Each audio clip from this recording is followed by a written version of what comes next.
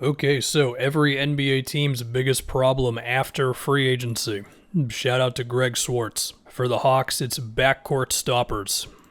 Picture a Trae Young and Lou Will. I think it tells itself. Exploring a trade for a defensive-minded guard like Marcus Smart would do a lot for this roster. If you want to set the Celtics fan base ablaze, then start mentioning Marcus Smart trades.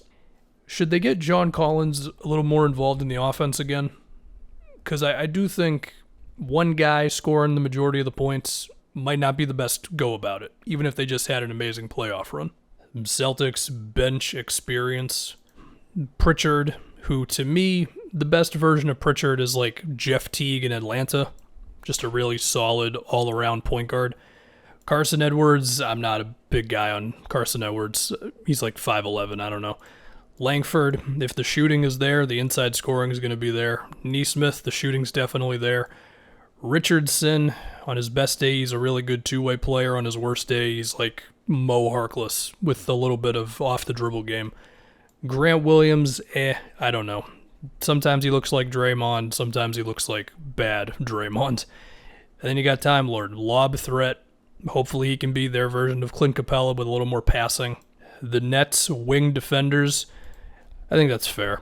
Nick Claxton can't do everything. Bruce Brown also can't do everything on defense for him.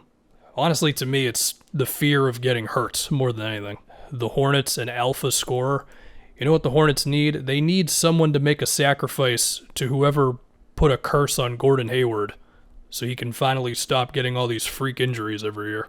As for the scorer thing, I mean, the question is, what is LaMelo's ceiling as a scorer? I mean, if he gets the free throw attempts up, if he keeps staying confident when he's attacking the rim and doesn't freak out midair and does some weird acrobatic layup thing, then LaMelo could be that guy.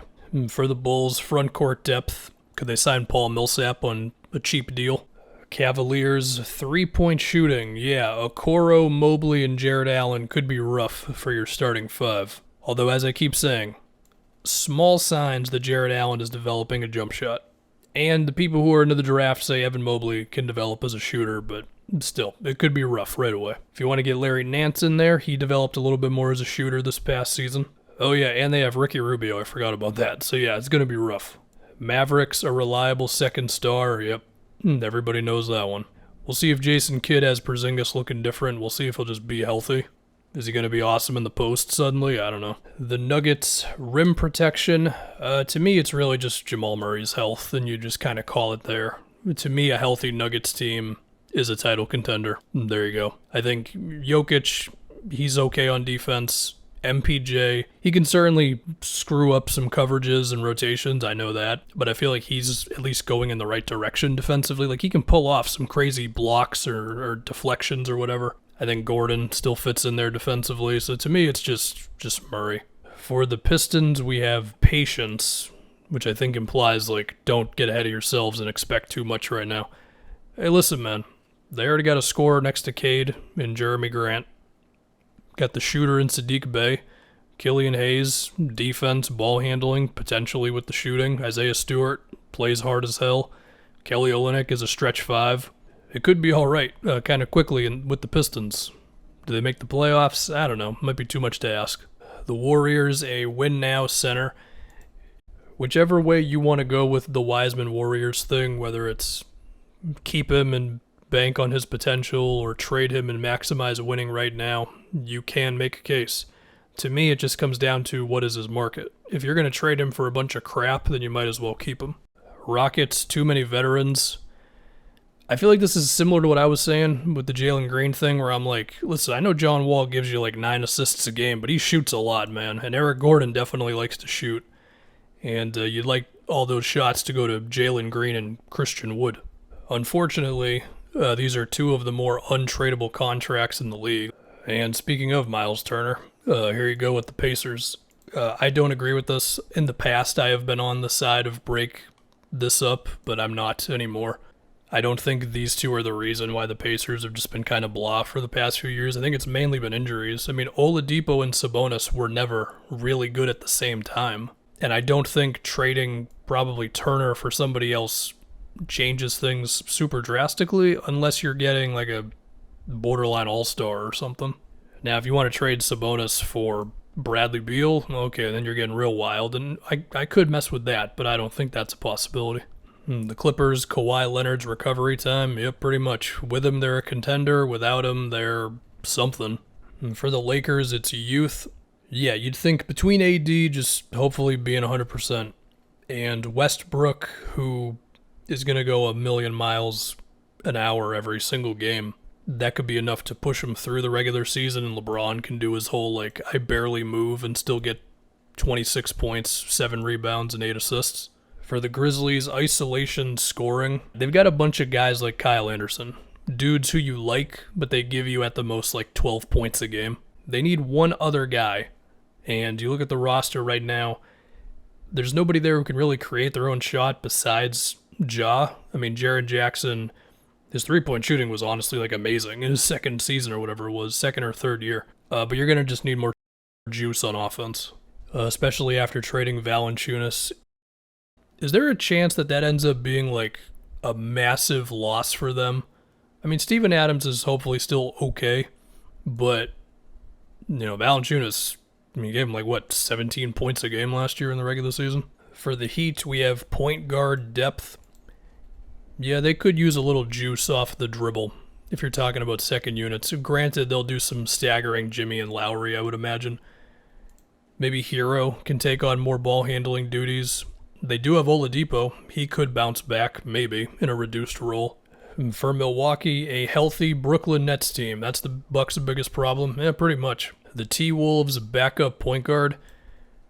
Yeah, they traded Rubio, which I don't know if anybody saw coming. Maybe you did, I don't know. To me, they just need defense.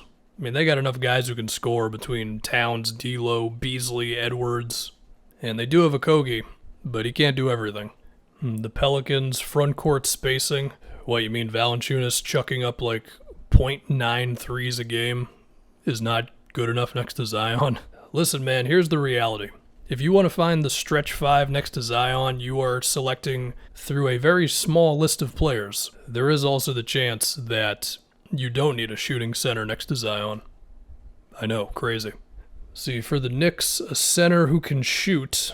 I mean, if Julius Randle's three-point shooting is going to stay at least pretty good, I don't know if they need a center who can shoot, to be honest with you. I mean, to me, the Knicks are a solid roster of, a defensive culture with a healthy amount of guys who can shoot and do stuff off the dribble.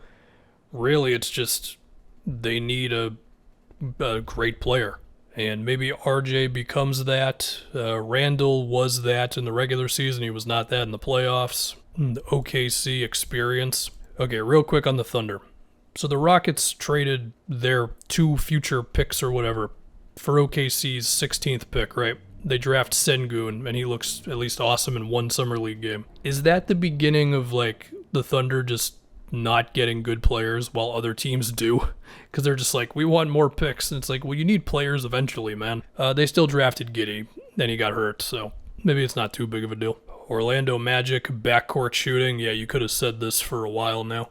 They got Jalen Suggs, and he was pulling off some crazy defensive plays in the one summer league game I watched. He gives off the vibe of a leader, and I think he is immediately the most important player on the team. Because, of course, he can make stuff happen off the dribble. He's very athletic. He can finish. The question with Suggs is, his shooting off the bounce, that sort of thing.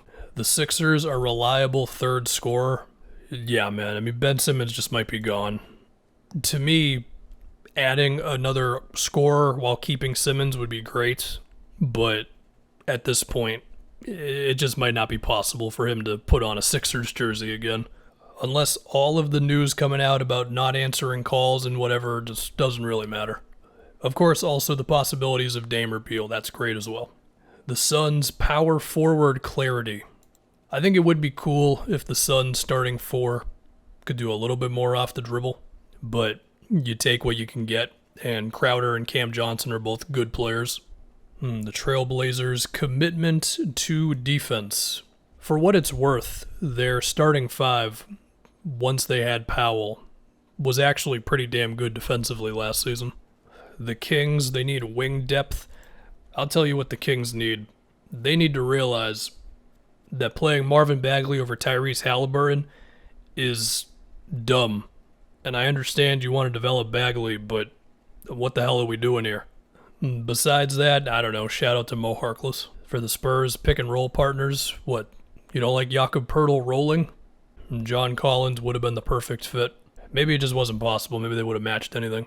The Raptors rebounding. They just lost Kyle Lowry, and you're going to tell me they need a rebounding? Okay. The Jazz, they need a post-up threat. To me, they need more defenders, so Gobert is not asked to defend the rim and the three-point line. The Wizards, quantity over quality. I think they're saying they've got too many guys.